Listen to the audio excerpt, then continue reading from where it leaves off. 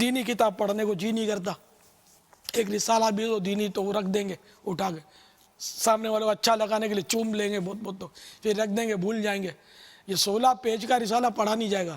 اور ادھر اگر 216 پیج کی رومانی ناول کسی کو دے دو تو رات کی نیند اڑ جائے گی. رات کو بستر پہ لیٹے لیٹے اس کو پوری کرے گا. پھر ادھوری رہ گئی تو افسوس ہوگا کہ یار اب کیا کریں, اب صبح کام پہ جانا ہے اور نیند بہت چڑھی ہے. تو وہ پھر یوں, یعنی کہ دنیاوی لٹریچر اخبار پورا اخبار پڑھنے والے ایک تعداد آپ کو ملے گی. گھنٹوں اخبار لے کر بیٹھتے ہیں, یہاں تک کہ استنجا خانے میں بھی جا کر اخبار پڑھ رہے ہوتے ہیں.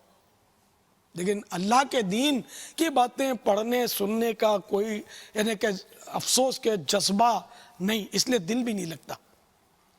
تو یہ سب ہم کو جس طرح مریض کو غذا اچھی نہیں لگتی کھانی پڑتی ہے تاکہ وہ کسی طرح بھی بدن سلامت رہے, بدن کی ترکیب بنے, تو اسی طرح ہم کو چاہے دل لگے نہ لگے علم دین حاصل کرنا ہوگا, دینی کتابیں پڑھنی ہوں گی, دینی مدنی حلقوں میں شریک ہونا ہوگا, سنتوں بھرے اجتماعات میں حاضری دینی ہوگی, مدنی قافلوں میں سفر کرنا ہوگا تاکہ ہماری روح کا علاج تو کیا یہ مریضہ روح لے کر ہم